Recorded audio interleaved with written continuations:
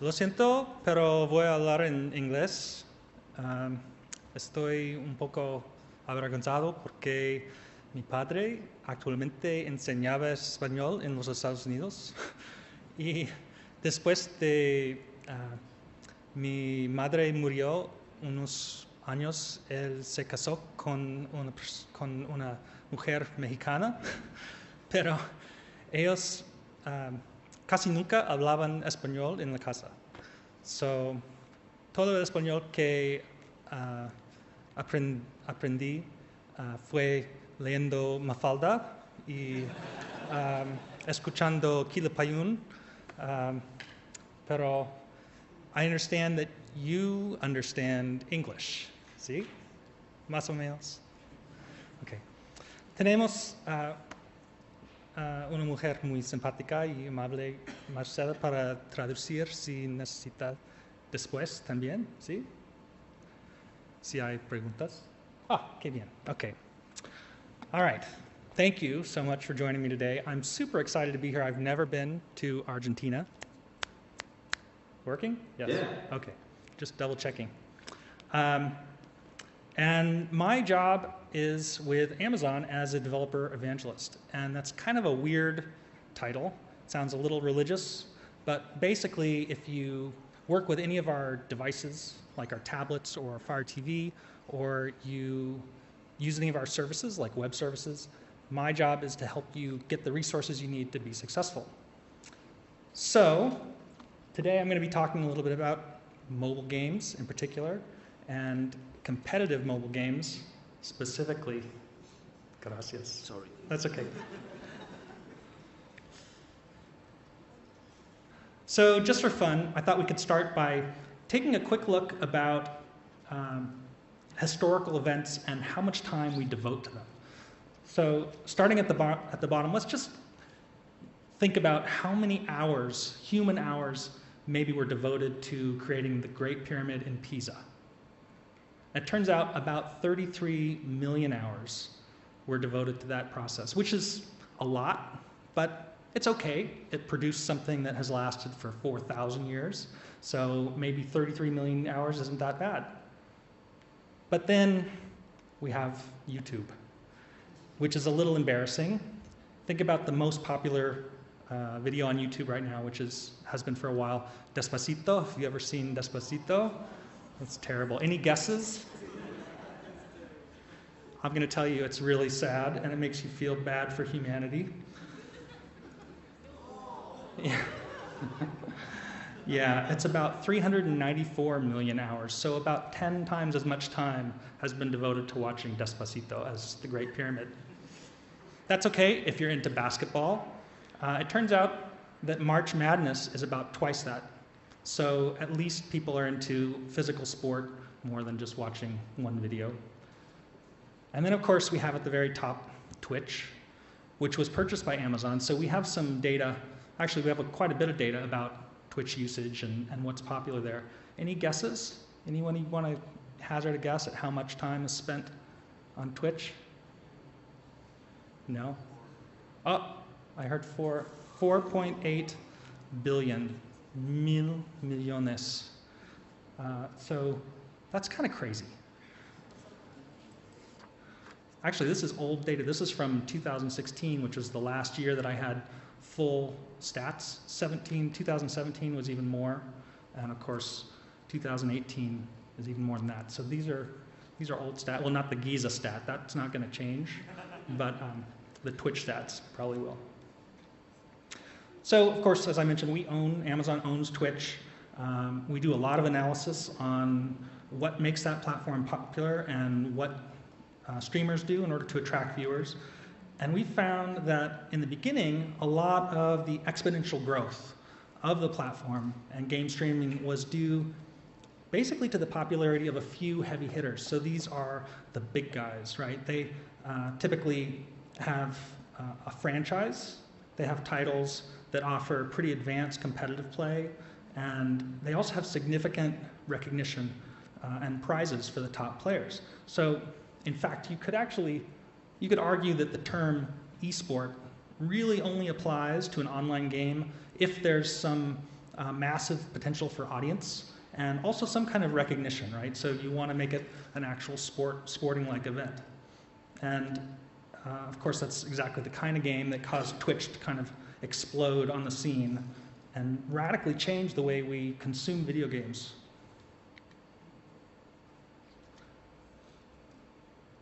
So I'm sure you're all familiar with most of these titles. These are some examples of those big players I was talking about. And you probably won't be surprised to learn that most of the people causing this growth are actually in regions where competitive PC games and console games are already popular. So Asia Pacific, followed by North America, followed by EU.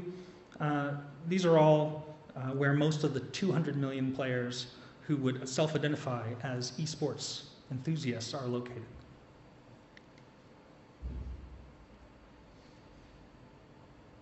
So it's really worth noting, though, that that number includes both casual and hardcore esports fans. And that's important because really until recently, casual users have always been considered less important. That is, less valuable because it's hard to figure out how to monetize them, right? So last year was really the first year that the percentage of those casual users was greater than the percentage of hardcore users. And according to Newzoo, this is data from Newzoo, that's a trend, and it's going to continue to expand. That gap is going to expand over time. And why is this important? The main reason is because strong growth among casual fans is usually a good indicator of future growth overall, and it signals that the industry is in an upward trajectory, right? So as more users discover this competitive gaming adventure online, whether they're players or they're in the audience, they're just regular viewers, then there's going to be more and more incentive to reach out to them, especially on devices where they can actually be found most of the time, which is almost certainly on their mobile device.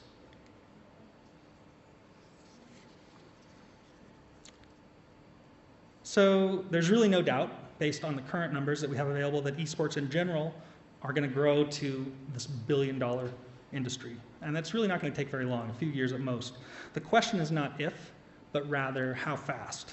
So the flip that I mentioned from hardcore to casual fans is a good sign that competitive online games and esports have reached their adolescence, what we call their middle phase. There's a whole lot of host factors that will now come into play as the industry matures and moves into the next phase of development. And some of these factors we as game developers can utilize, we can take advantage of, or at least we can prepare for them. So understanding that connection between the rise in popularity of this new type of media consumption and that underlying content that fans find entertaining, for example, helps us see that competitive games are really the foundation of the streaming ecosystem. And we can adapt accordingly, right? We can make sure that we consider game development through that streaming lens, first of all, right from the beginning, rather than being surprised and frustrated and having to appeal to streaming influencers in order to reach that next level of success for our games. So seeing the momentum of PC and console games and the tradition that they've gained on streaming platforms like Twitch, as I mentioned, also gives us some insight into the potential growth of similar titles on mobile.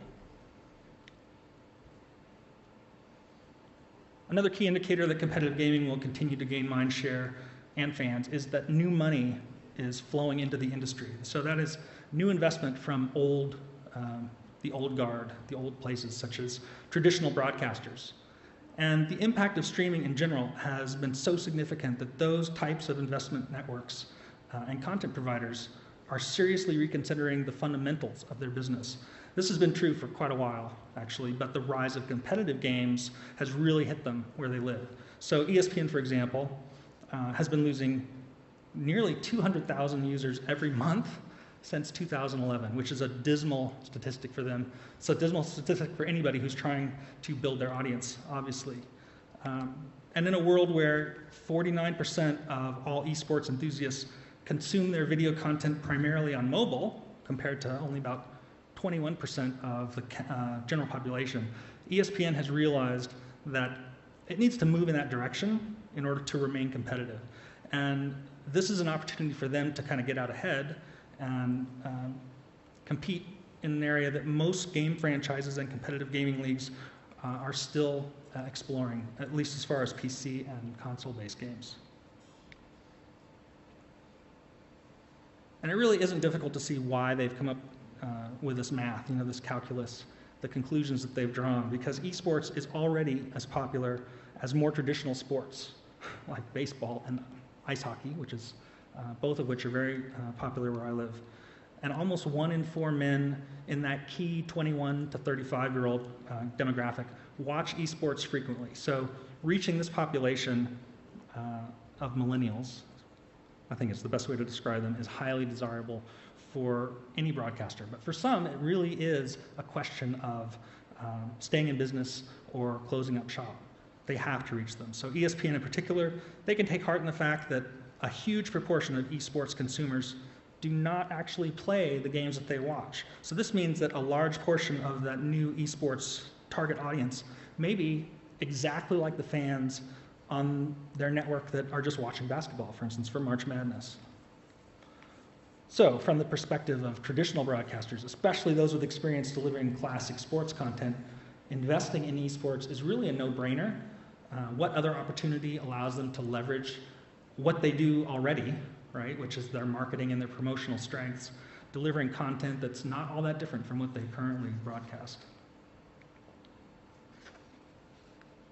Here's another reason to believe competitive gaming and esports have significant headroom to grow. So we've seen the relative percentage of brand-driven content climb steadily to total revenue, which means that investments in media and ads, for example, have been paying off.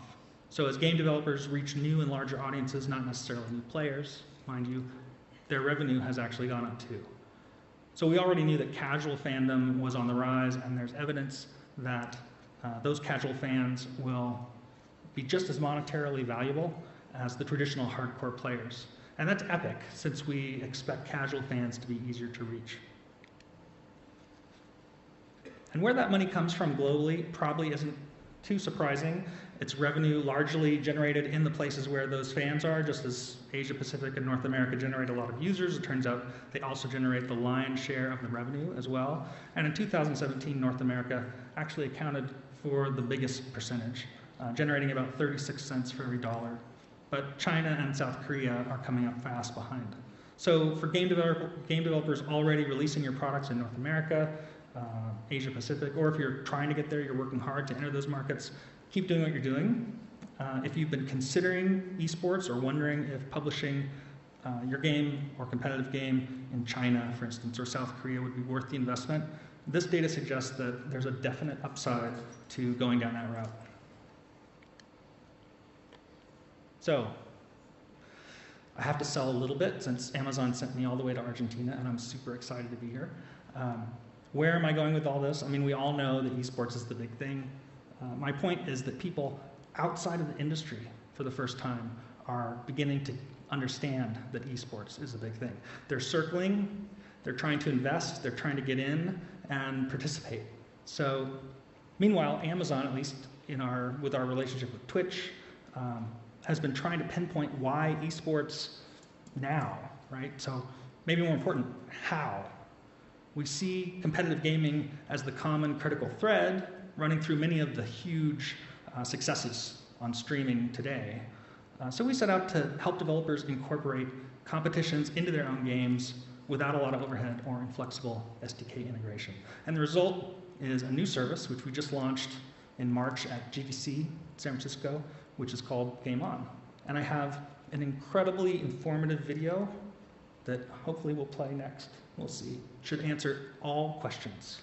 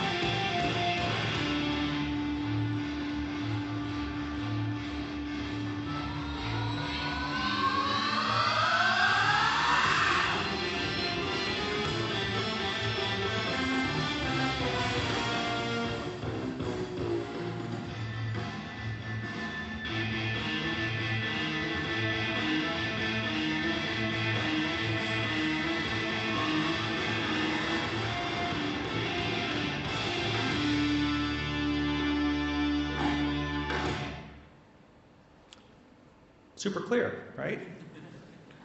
Okay, well, you may need a little more information. But it can be summarized in one sentence. Essentially, Game On is a set of flexible APIs that allows you to easily build in competitive gameplay. And it also allows you to manage them from a very straightforward web. I'm not, you can read this yourself, I'm kind of trying to paraphrase. But it allows you to control everything from a simple web interface, and it allows you to award physical and digital prizes. So I already mentioned that our motivation to develop this service came from our experience with primarily PC games, competitive PC games on Twitch, but we were also encouraged by what we saw with respect to power users on our App Store. So we consider a power user, a member of that very small percentage of players who represent a disproportionate share of the revenue for developers who publish with us. It could be as small as 2 or 3% of the users generating 80% of the revenue. And working with Twitch taught us early on just how phenomenally engaging competition could really be. It confirmed to us that we as humans are basically wired to compete. And we want to engage with others. We want to compare ourselves to those with whom we're engaging. And we actively cultivate competition because it elicits an emotional response. Winning makes us happy. Losing, not so much, but winning is fun. It makes us feel like a kid again. And that effect is completely independent of how much money you make or what your gender is or your ethnicity. So we all feel it, and it's a durable indicator of engagement. It seemed so fundamental. It transcends whether a game is on PC or console or mobile or whatever. It doesn't matter the device. It could be a board game. But it just happens that early esports success stories took place on PC mostly, kind of by accident. And we immediately wondered if the power of competition, if that emotional impact that had proven so important to engaging users on PC might extend to other platforms, especially, as I mentioned, the most common platform in use, which are obviously mobile devices. So before devoting too many resources to build a grand new service that no one would use, we took our question to the street. We phrased it for ourselves in the form of a hypothesis, basically that competition improves engagement regardless of the platform. And to test our theory, we went out and talked to hundreds of players. We asked them tons of questions. We observed them playing a variety of competitive mobile titles, with their permission, of course. And this all culminated with a product booth that we set up in a shopping center in California. And we invited random people off the street to join in one of our casual competitions. And these were set up specifically to allow us to observe their behavior. We awarded real prizes. We had a real-time leaderboard so they could always come back and check their current standing. And it turns out that that really fosters a lot of engagement. When there's something to be won and a clear indicator of who stood in your way to win that prize, you better believe people would engage. And sometimes it would be just to satisfy their friends. We had one woman who was pretty consistently in second place. She was ready to go home. She'd been there for a couple of hours shopping and ready to leave, but her friends said, "You're in second place. There's only 20 minutes left. You have to keep playing." So she would come back and try again. And actually, she did eventually win the grand prize, which I don't even remember what it was at the time. It wasn't super expensive, but it was valuable enough that it was engaging to her. It might have been like an Echo Dot or something, so fairly inexpensive. But this convinced us that the whole idea of competitive gaming, especially on mobile, had merit, and that competition in casual titles could be as engaging as core games on PC. So we decided to try something a little bigger. We had a mobile gaming event. We started with Vainglory competition in 2016, followed by a live casual gaming competitive event in Las Vegas called Champions of Fire. And of course, we live streamed it on Twitch, and turned out it brought in thousands of viewers. They watched hours and hours of content. They were engaged, they were entertained by a mobile competition, right? This is not H1Z1 or any other major popular streaming title on Twitch. So in December 2017, we ran another Champions of Fire event, this time in New York, and blew away the viewership numbers by an order of magnitude, literally 10 times the number of people watched. And it proved beyond a shadow of a doubt that what we started off with as a theory was really more of a hunger for this kind of content. So, how to apply this understanding? Well, you know, what was the easiest way for us to help developers put this knowledge to use? I mean, every developer is different. The problems that I encounter when I'm developing a game are not the problems that you encounter when you develop a game. But the chances are that we both experience friction on something like competitive management and tournaments in similar places. So dealing with deployment operations, running a service at scale, we probably all deal with that in one way or another. Connecting far-flung, maybe international users on a wider range of hardware or operating systems, or automating recurring tasks. These were some of the places that we thought we could help. And Amazon is good at developing those kinds of web service applications.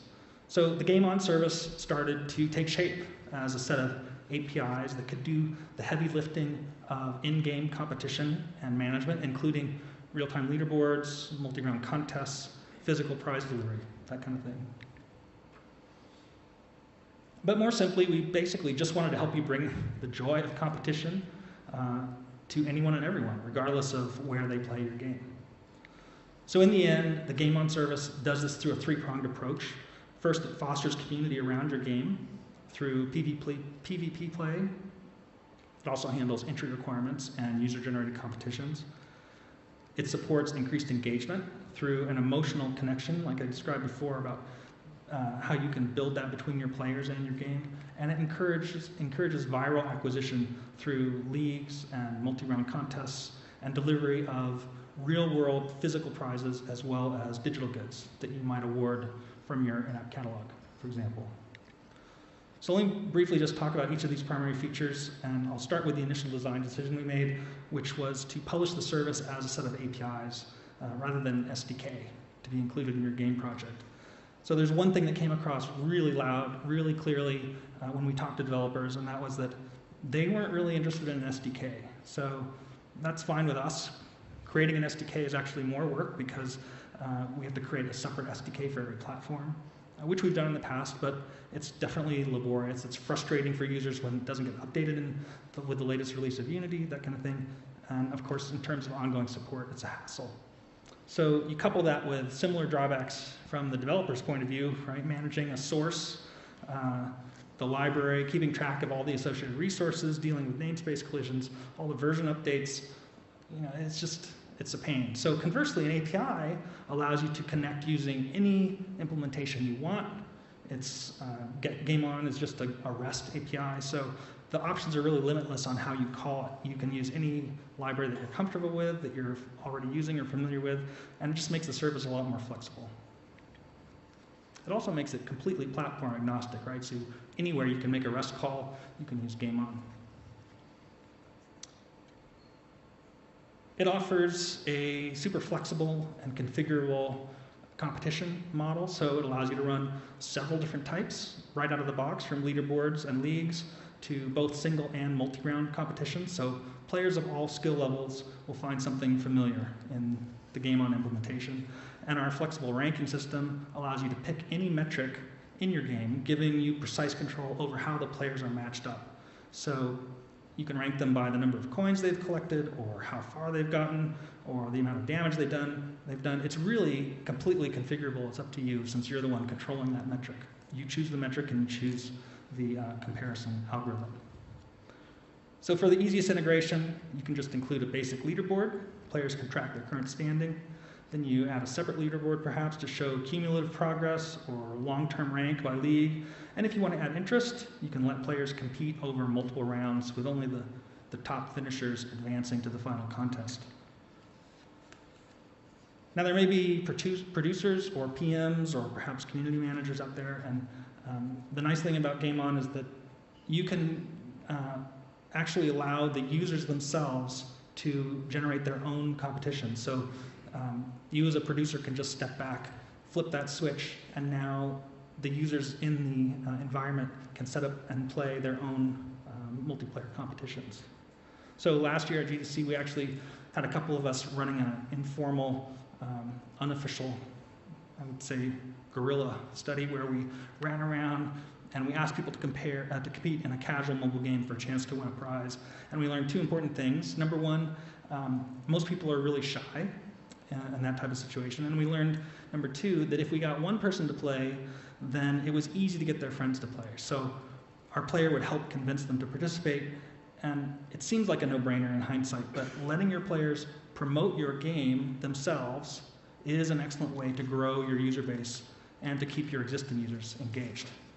So Game On supports easily user-generated competitions as well as the formal competitions that you can set up as an administrator. This feature's been really popular with streamers because it lets them connect with their fans in private competitions as well. And finally, I saved the best for last. Well, not exactly the last, almost the last, because the last part is just the management console. But Game On allows you to actually set up delivery of physical prizes. Right now, those are only available in the US. If you have users in the US, you can actually have them, if they win a competition, you can send them an Echo, for instance, or an Alexa.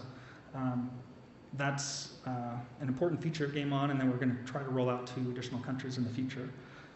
And of course, you can also deliver digital awards. So if you have in-app items in your catalog, then you can set those up as prizes. And whether or not they're physical or digital, you control how many top players, for instance, receive those prizes and what they are.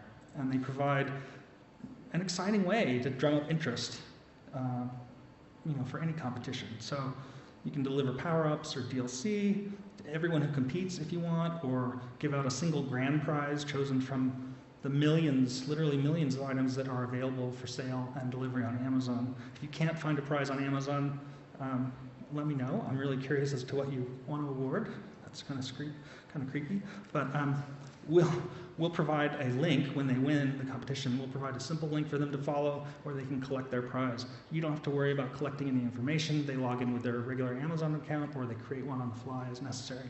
And then we just ship the prize directly to their confirmed address. Okay, really finally, it's the Game On console that I mentioned earlier. It's just a web interface. Makes it super easy for non-technical people to manage and instigate these competitions, these multi-level tournaments or regular leaderboards. You can set everything up, attach the prizes, establish entry requirements, track status and engagement over time, and you can also remove abusive players and ban repeat offenders. So this is really designed to make tournament management as simple as possible, which allows you to try a bunch of different things and experiment to find those factors that drive the best retention and ultimately the best revenue for your game. So Game On is priced like a web service, like any other Amazon web service. We try to make it super simple and cheap, basically, especially for indie developers to figure out what it's going to cost. There is a calculator on the website that will allow you to estimate in advance how much you might pay. But generally, you get 35,000 score posts per month for free, and then every 1,000 posts after that is $3, so it's 0.3 cents per post after that. If you've got hundreds of players, daily active users, then you're probably not going to even approach this cap. If you have 10,000 daily active users, then maybe plug the numbers into the calculator and see if it makes sense to invest a small amount in the competition in order to generate a large impact on engagement. So where do you go from here? If I've piqued your interest at all in competitive gaming and you're interested in learning more, then Game On is actually part of Amazon's wider involvement in game services and game development. So we've got a lot going on, and we call that whole collection simply game tech. That term describes infrastructure that we provide, like game servers and analytics, even core backends like AWS. The Alexa Skills Kit is another good example. It also includes pre-built game services and tools like GameLift, GameSparks, development tools for Twitch dev, and there are resources for game content creation like our free AAA game engine Lumberyard. Finally, we can also help with distribution marketing across Amazon.com or the Amazon App Store, and in addition on Twitch. And then where does Game On fit? It's a pre-built game service that you call from any device or operating system. So that's why it falls in the big orange hexagon. That's it for me. I really appreciate the attention, and again, I'm super happy to be here in Argentina. If you have any questions for me or want more information about Game On or competitive gaming on mobile, please find me after the talk, and I'd be really excited to talk to you. Thanks very much. Thanks a lot.